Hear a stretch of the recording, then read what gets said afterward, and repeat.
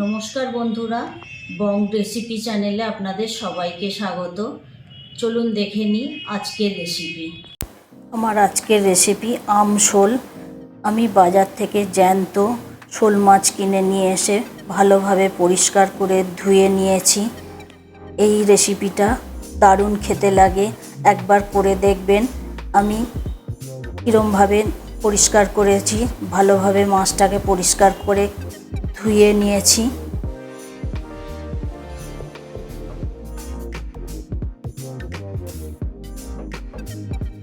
এবারে আমি একটা গোটা আম ভালোভাবে পিলার দিয়ে খোসাটা ছাড়িয়ে নেব।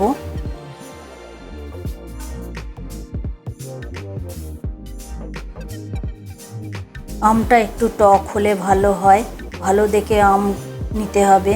আমটা এবারে আমি দু আধখানা করে ভিতর থেকে কুশিটা ফেলে দেব, আর আমগুলো লম্বা লম্বা টুকরো করে নেব। খুব বেশি ছোট টুকরো করব না, তাহলে গলে যাবে। এবার আমি একটা জলে ভিজিয়ে রেখে দিলাম। এখানে আমি রাঙা আলু দেব, আপনারা চাইলে আলুও দিতে পারেন। আমি রাঙা আলু দিয়ে করব। রাঙা আলুর খোসা ছাড়িয়ে নিয়ে কড়াই পরিমাণ মতো তেল দিয়ে ভালো করে গরম করে মাছগুলো উল্টে পাল্টে ভেজে নেব। খুব কড়া করে ভেজে নিয়েছি মাছটা।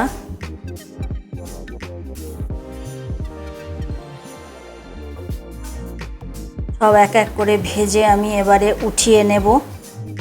এখানে আমি ফোড়ন দিলাম সর্ষে, কালো জিরে, জিরে, শুকনো লঙ্কা।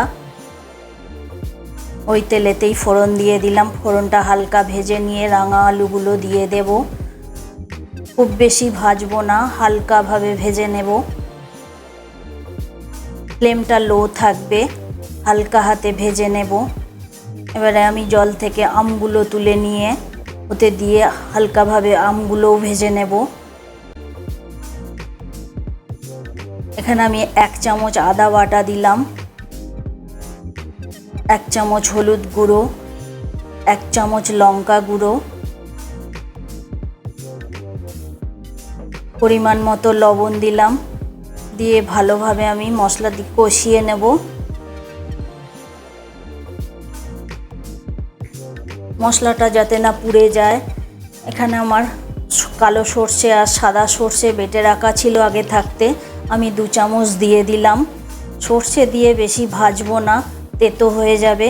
হালকা হাতে নাড়াচাড়া করে আমি পরিমাণ মতো জল দিয়ে দেব।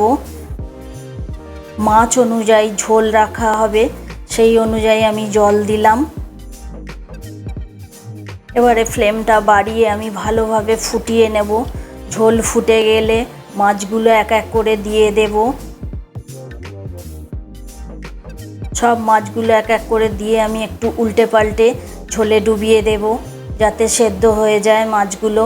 খুব বেশি ঘাঁটাঘাঁটি করব না, আমগুলো গলে যাবে।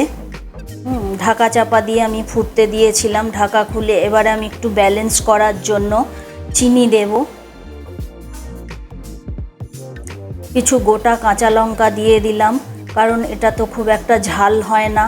যদি আপনাদের ঝাল খেতে ইচ্ছা করে, এই লঙ্কাগুলোকে কামড়ে খেয়ে নিলে ঝাল লাগবে। এবারে আমি একটা পাত্রে পরিবেশন করে দেখাচ্ছি। এই আম শোল রেসিপিটা আপনাদের যদি ভালো লাগে অবশ্যই কমেন্ট করে জানাবেন। দেখুন কালারটা কত সুন্দর এসেছে।